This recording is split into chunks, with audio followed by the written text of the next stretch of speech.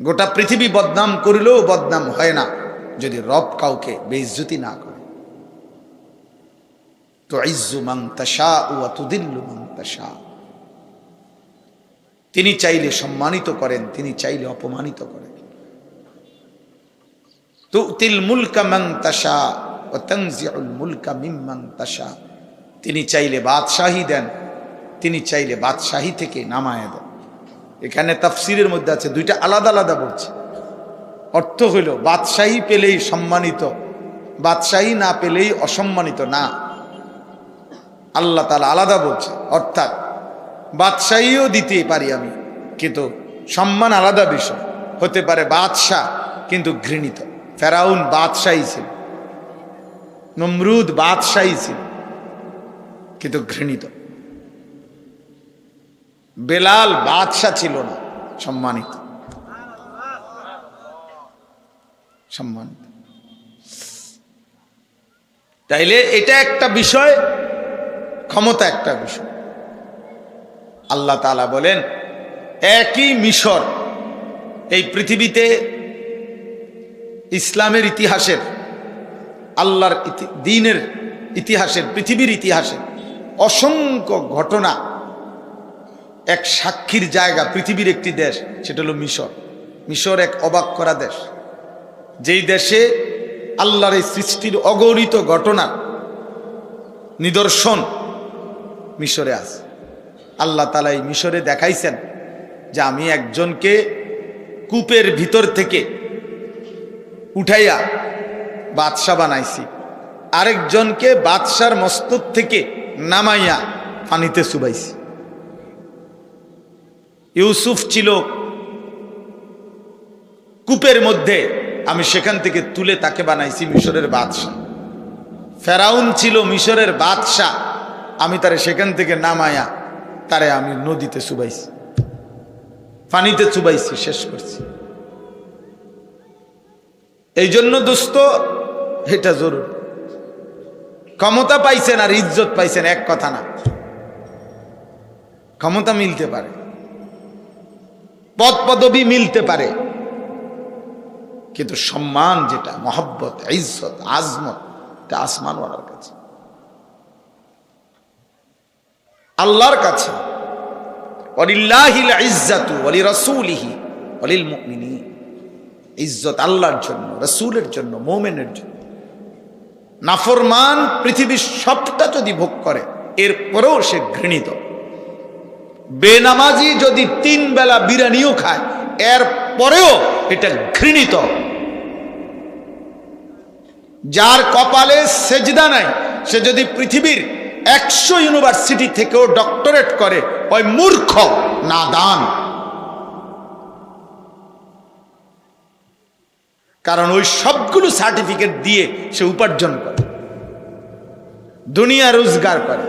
অথচ কোনো সার্টিফিকেট ছাড়াও বহু মানুষ দুনিয়া রোজগার করে, পয়সা কামাই করে। তার আপনি বেশি কি করলেন? আপনি বহুত কিছু পইরা আমনো বেনামাজি, ওই বেড়াও কিচ্ছু না পইরা বেড়াও বেনামাজি, বাকি বাত মাস বিল্ডিং দালান তো দুজনেই করতেছে। শিক্ষিতের বাড়িতে যেমন সোফা আছে, মূর্খের বাড়িতে এর চাইতে দামি সোফা আছে। তাইলে এই জন্য বললাম ঠিক আছে, এটা মনে রাখবেন, একজনই বুঝে। প্রতি কদম একজন মুসলমানের, আপনি স্কুলে পড়েন আর কলেজে পড়েন আর মাদ্রাসায় পড়েন, আপনার প্রতি পদক্ষেপ ভাবা উচিত। বিশেষ করে মোবাইলের আসক্তির এই যুগে নওজোয়ান, আলেম, উঠতি বয়সের কিশোর যুবক ছেলেরা, বাবা, প্রতি পদক্ষেপ ভাবা উচিত। আমি এটা কেন করছি? আমি এটা কেন করব? আমি গাড়িটা কিনলে উঠাবো? আমি এই ছবি উঠাবো কেন? আমি এই মোবাইল নিয়ে 24 ঘন্টা পড়ে থাকবো কেন? এটা প্রয়োজন হইতে পারে। বড় মোবাইল, হ্যাঁ ঠিক আছে, প্রয়োজনকে প্রয়োজনের জায়গায় ব্যবহার করেন। আমার গাড়িতেও বড় মোবাইল আছে, আমার কাছেও সারা পৃথিবী থেকে অগণিত মানুষ হোয়াটসঅ্যাপে অনেক কথা পাঠায়, বিভিন্ন জিনিস পাঠায়, বিভিন্ন পরামর্শ জানতে চায়। আমি এগুলো শুনি, আমার খাদেম এগুলা খবর রাখে, আমার বলে কারে কি বলা দরকার, কি করা দরকার, কার সাথে কি উত্তর দেওয়া দরকার, এগুলো বলে দেই। আমার 2 জন ছাত্র আছে আলেম, ওরাও এগুলা করে, আমার জানায়। ঠিক আছে, প্রয়োজনই। কিন্তু সারা দিন পাগল ছাগল, মানুষ, গরু, জিন, ভূত, সাপ, বিচ্ছু, কুকুর, বিড়াল, সিনজি, অটো, জিডা পাইলাম আমি, মাহফিল, প্যান্ডেল, গান, বাজার, সদাই, অ্যাক্সিডেন্ট, সব কিছু ছবি উড়াইতে হইব, ভিডিও করতে হবে। এটা অসভ্যতা ছাড়া, মূর্খতা ছাড়া, আহাম্মক বেওকুফ ছাড়া আর কারো কাজ হইতে পারে না। এটা অপদার্থ মানুষের কাজ হইতে পারে। আকামলা মানুষ জীবনে, যার কোনো কাম নাই, জিন্দিগি যাদের কোনো লক্ষ্য উদ্দেশ্য নাই, জীবনের যাদের কোনো স্বপ্ন নাই, জীবন নিয়ে যাদের কোনো ভাবনা নাই, যাদের কোনো গন্তব্য নাই, যাদের কোনো যাওয়ার ঠিকানা নাই, শেষ পর্যন্ত কোথায় যাবে জানে না যারা। আল্লাহ তাআলা বলছে, মোমেন তুমি তোমার হিসাব ঠিক রাখো, তুমি মনে রাখো আজ পৃথিবী আমার, আগামীকাল আখিরাত আমার। আজ পৃথিবীতে আমি থাকতে দিছি, আগামীকাল আখিরাতে আমি ফিরিয়ে নেব। আজ দুনিয়ার সব আমি দিছি, আগামী দিন আখিরাতে আমি সব হিসাব নেব। আমি বান্দা ছাড়ব। এই পৃথিবীর মা বাবা, এই পৃথিবীর সবাই তোকে ছাড়তে পারে বেঈমান, আমি আল্লাহ ছাড়ব না, আল্লাহ ছাড়ব না। কোন পাপীকেই, আমাকেও না, আপনাকেও না, যুবককেও না, বৃদ্ধকেও না, কোন পাপীকেই আল্লাহ ছাড়বে না, ছাড়বে না। ফাওয়ারাব্বিকা লানাসআলান্নাহুম আজমাইন। আল্লাহ বলেন, কসম বান্দা, আমি কিন্তু সকলকে জিজ্ঞেস করব। কসম করে বলছেন, ফাওয়ারাব্বিক, আল্লাহ বলছে কসম করছি আমি জিজ্ঞেস করব, আমি ছেড়ে দেব। একটা সেকেন্ড আমি আল্লাহ ছাড়ব না। আমার দেওয়া এক একটা ঘন্টা আমি হিসাব নেব। আমার রাত, আমার দিন, আমার সকাল, আমার দুপুর, আমার বিকাল, আমার আলো, আমার অন্ধকার, আমার দেওয়া রিজিক, আমার দেওয়া খাবারের লোকমা, আমার দেওয়া এক এক ফোঁটা পানি, প্রতিটা নিঃশ্বাস, হৃদয়ের প্রতিটা স্পন্দন, হার্টবিট, আমি হিসাব নেব। হিসাব কি ভেবেছো বান্দা? তোমার এমনি বানাইছি? আফা হাসিবতুম আন্নামা খালাকনাকুম আবাসা, তোমরা কি ভেবেছো আমি আল্লাহ তোমাদেরকে অনর্থক বানিয়েছি? ও আন্নাকুম ইলাইনা লা তুরজাউন, তোমরা কি ভেবেছো আমার কাছে তোমাদেরকে ফিরতে হবে না, আসতে হবে না? আহাসিবান নাসু আন ইউতরাকু আন ইয়াকুলু আমান্না অহুম লা ইফতানুন। আল্লাহ বলে, মানুষরা কি ভেবেছে যে শুধু মুখে বলবে আমি আমান্না, আমি ঈমান আনছি, আমি মুসলমান, আর আমি আল্লাহ তার ঈমানের কোনো পরীক্ষা না নিয়ে আমি তাকে ছেড়ে দেব? এই কি ভেবেছে? না না বান্দা, ওয়ালাকাদ ফাতান্নাল্লাযীনা মিন ক্বাবলিহিম, আমি প্রত্যেক জামানায় নিজেকে যে মুমিন বলছে আমি তার ঈমানের পরীক্ষা নিছি। নিজেকে যে মুসলমান বলছে আমি তার ঈমানের, ইসলামের পরীক্ষা নিয়েছি। পরীক্ষা কি? পরীক্ষা হলো প্রতিটা নেক কাজের আহ্বান, প্রতিটা গুনার কাজ থেকে নিষেধ। যতবার আমাকে যেই নেক কাজ করতে বলছে তখন এটাই আমার পরীক্ষা, আমি করছি কিনা। যতবার আমার গুনার কাজ ছেড়ে দিতে বলছে এটাই পরীক্ষা, আমি গুনার কাজ ছাড়ছি কিনা। এই হিসাব। আল্লাহ বলেন এই পরীক্ষা চলছে, তোমার মনে থাকুক বা না থাকুক, আমরা কিন্তু পরীক্ষার হলেই আছি। আমাদের 24 ঘন্টা দুনিয়া পরীক্ষার হল। দুনিয়াকে বলা হয় দারুল ইমতিহান, পরীক্ষার ঘর। আখিরাতকে বলা হয় দারুল জাযা, ফলাফলের ঘর। দুনিয়াকে বলা হয় দারুল মিহান, মেহনতের ঘর। আখিরাতকে বলা হয় দারুল হিসাব, হিসাবের ঘর। ওইটা হিসাবের জায়গা, এটা মেহনতের জায়গা। নবীজি বলছেন, উম্মত ফাইন্নাল ইয়াউমা আমালুন ওয়ালা হিসাব, আজ দুনিয়ায় শুধু আমল হচ্ছে, হিসাব হচ্ছে না। ওয়া গাদান হিসাবুন ওয়ালা আমাল, আগামী দিন আখিরাত শুধু হিসাব হবে, আমল হবে না। আমল হবে না। এটা বোঝা দরকার। প্রতিটা মাহফিলের মাকসাদ এটা, জুমার নামাজের বয়ানের মাকসাদ এটা, বক্তার প্রদর্শনী না। বাংলাদেশের বড় বড় বক্তা আসলো আর নামলো, একবার লোক হইলো আরেকবার কইমা গেল, একবার চিৎকার দিছে আর সব দৌড় দিয়ে আইছে, আবার চিৎকার কইমা গেছে আর সবাই উঠে গেছে, আবার কেউ হুঙ্কার দিছে আর কজারে লাগছে মনো তাড়াতাড়ি দৌড় দে, আবার কেউ সুর দিছে কেউ সুর দিছে না। তো এইটা কোনো মাকসাদ না, এটা কোনো অর্জন নয়। কোন বক্তার জনপ্রিয়তা দিয়ে আব্বা আপনাদের কোনো ফায়দা নেই। কোন বক্তাকে সারা পৃথিবী চিনে তো আমনের কি উনারে না চিনে আমনে লাফান কীর্তেন, আপনি কীর্তেন ছবি উড়ান, আমনেরে চিনে না তো মানুষের, আপনি হুদা ছবি উড়ান কীর্তেন, চিনে আরেকজনের আমনে ফালান কীর্তেন,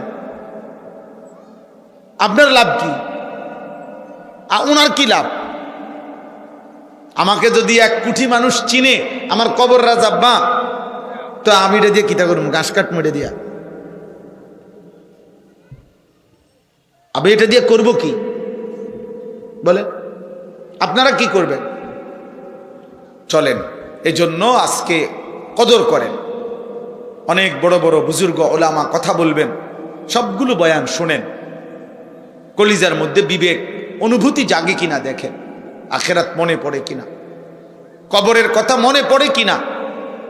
যদি আখেরাত মনে না পড়ে, যদি কবর আখেরাত মনে না পড়ে, পরকাল না মনে পড়ে, আপনার এই শোনা ওয়াজ সার্থক হলো না, সার্থক হলো।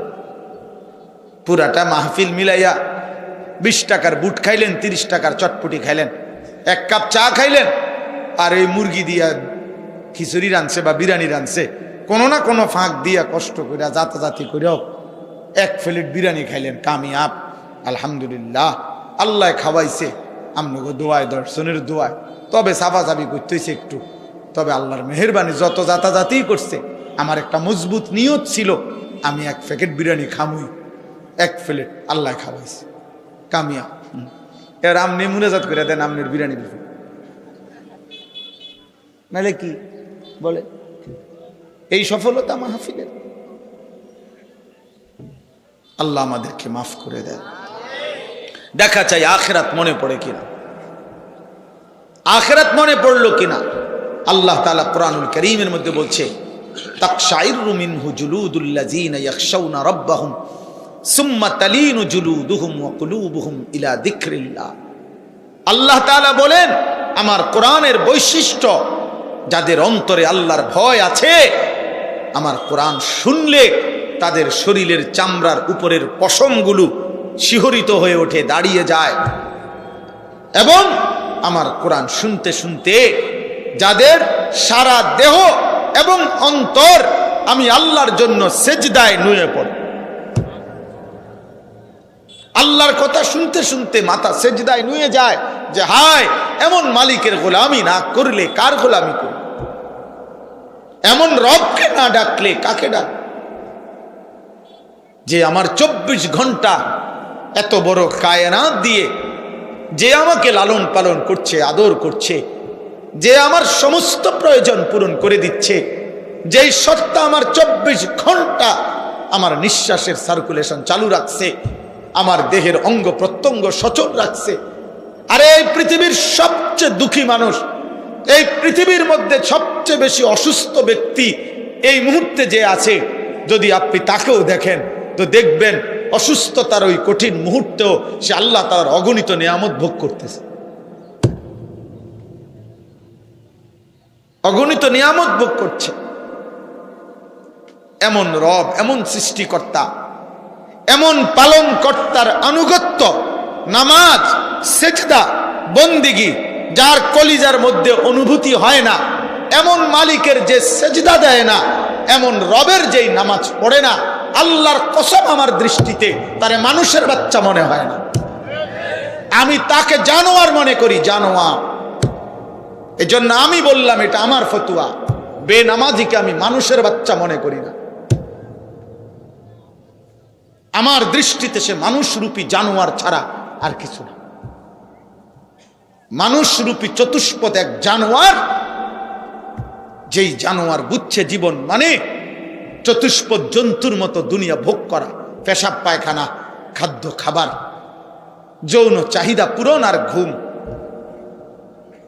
যদি সে মানুষ হতো, আল্লাহ তাআলা মানুষকে, আল্লাহ কোরআন সুন্নাহর মধ্যে আছে, আল্লাহ বলছে আখরাজাকুম মিন বুতুনি উম্মাহাতিকুম লা তা'লামুনা শাইআন।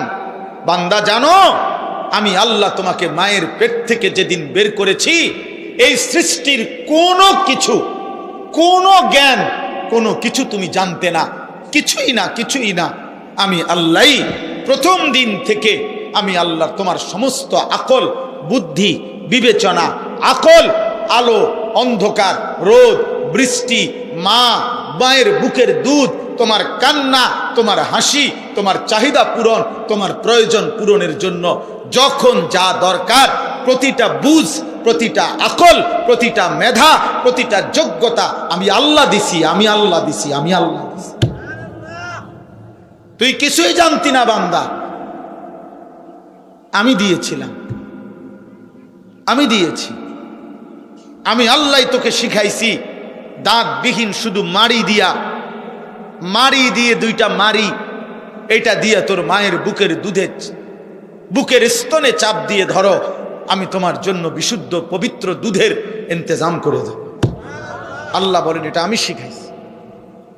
কোন মা কেমনে বলবে তার বাচ্চাকে যে তুমি আমার বুকের দুধ, বুকের স্তন চেপে ধরো? ওই বাচ্চা তো বুঝবে না, মায় বললে তো বুঝতো না। এই পৃথিবীর কোন শিক্ষিত ব্যক্তি বললে তো এই বাচ্চা এটা কোলের বুঝবে না। আল্লাহ বলে তোমরা পারতা না বুঝাইতে, আমার বান্দা আমি বুঝাইছি, আমি বুঝাইছি। ওর এই ছোট্টবেলার মায়ের কোলের সব প্রয়োজন পূরণের জন্য কাঁদতে হবে। কাঁদলে তোর মা আসবে, কাঁদলেই তোর মা দুধ দিবে, কাঁদলেই তোর মা তোর হাফ প্যান্ট বদলায় দিবে, কাঁদলেই তোর মা তোর পায়খানা পরিষ্কার করে দিবে। সব প্রয়োজন কান্না দিয়ে পূরণ করতে হবে। আল্লাহ বলেন এটা আমি শিখাইছি। আজ সেই নিকৃষ্ট আমাকে চেনে না। তুই কিসের মানুষ বেটা? কিসের মানুষ বেটা? বেনামাজি তুই বেটা, আল্লাহকে চেনস না বেটা। অস্তিত্বের প্রতি সেকেন্ড যিনি দিছেন, জীবনের সব আয়োজন যিনি দিছেন, এই রং ভালোবাসার পৃথিবীর এই রং আল্লাহ বলে আমি দিছি। এটা ইন্না জাআলনা মা আলাল আরদি জিনাতাল লাহা। আল্লাহ সবকিছু আমি আল্লাহ সৌন্দর্যময় করে আমি বানিয়েছি, আমি বানিয়েছি। সাখখারা লাকুম মা ফিস সামাওয়াতি ওয়াল আরদ। আল্লাহ বলেন আসমান ও জমিনের সবকিছু বান্দা আমি আল্লাহ তোমার জন্য অধীনস্থ করে দিয়েছি, আমি করে দিয়েছি। বাতাস যদি আমি অধীন না করতাম তোমাদের বিমান উঠতো না। সমুদ্রের ঢেউ যদি আমি অধীনস্থ করে না দিতাম তোমাদের জাহাজ ভাসতো না। আমি করে দিয়েছি। ওয়াদাল্লালনাহা লাহুম ফামিনহা রাকুবুহুম ওয়া মিনহা ইয়াকুলুন। আল্লাহ তাআলা বলেন চতুষ্পদ প্রাণী এগুলা আমি তোমাদের বশীভূত, অধীনস্থ করে দিয়েছি। ফলে তোমরা কোনোটা জবাই করে খাইতে পারো, কোনোটা বাহন হিসাবে ওইটার উপরে গাধা, ঘোড়া, খচ্চর, ওট এটার উপরে চড়তে পারো। আমি অধীনস্থ করেছি। আল্লাহ বলে আমি করেছি। ওয়াল খাইলা ওয়াল বিগালা ওয়াল হামিরা লিতারকাবুহা ওয়া জিনা ওয়া ইয়াখলুকুকুম মা লা তা'লামুন। আল্লাহ বলেন ঘোড়া, গাধা, খচ্চর আমি আল্লাহই তোমার বাহনের জন্য আমি সৃষ্টি করেছি, আমি সৃষ্টি করেছি। ঘোড়ার পিঠে চড়তে পারো, বাঘের পিঠে চড়তে পারো না কেন? আমি অধীনস্থ এভাবে সাজাইছি।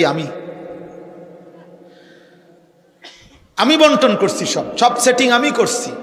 চড়বা কোনটা বাহন, আবার কোন প্রাণী শুধু জিনা সৌন্দর্য। আমার হাজারো বন্য প্রাণী, এটাই একটা সৌন্দর্য পৃথিবীর, ওইটাতে চড়তে হবে জরুরি। আল্লাহ আমাদেরকে বুঝ দান করেন। এজন্য ভাই, এজন্য বাবা, দয়া করে এটা বুঝতে শিখেন, ভাবতে শিখেন, ভাবতে শিখেন, ভাবতে শিখেন। একজন একজন করে ভাবেন। দুনিয়া এখান থেকে যদি আল্লাহ মনে না পড়ে, আমার হায়াত থাকতে যদি আখেরাত মনে না পড়ে, আমার বেঁচে থাকতে যদি আখেরাত মনে না পড়ে, খোদার কসম আল্লাহ বলে বান্দা আখেরাতে আফসুস ছাড়া আর কিছু হবে। আজই মনে করো, ওয়া আনিবু ইলা রাব্বিকুম ওয়া আসলিমু লাহু মিন ক্বাবলি আন ইয়াতিয়াকুমুল আযাবু সুম্মা লা তুনসারুন। আল্লাহ বলে বান্দা আমি রবের দিকে তওবা করে আমার দিকে এসে পড়ো, আমার দিকে ঝুঁকে আসো, আমার আনুগত্য, আমার বিধান তুমি মান্য করো। মিন ক্বাবলি আন ইয়াতিয়াকুমুল আযাবু, আযাব আসবার আগে আগে, তাফসীরে আছে অর্থ হলো মৃত্যু আসার আগে আগে। সুম্মা লা তুনসারুন, মৃত্যু যদি এসেই যায়, মালাকুল মউত যদি এসেই যায় বান্দা, আর তোমাকে সাহায্য করা হবে না। আল্লাহ বলে দিয়েছে। এজন্য প্রত্যেক পাপীর মৃত্যুই তার আযাবের শুরু। এজন্য আল্লাহ তাআলা মৃত্যুকেই পাপীর ক্ষেত্রে বলছে আযাব। এরপরে আবার বলছে ওয়াত্তাবিউ আহসানা মা উনজিলা ইলাইকুম মির রাব্বিকুম, বান্দা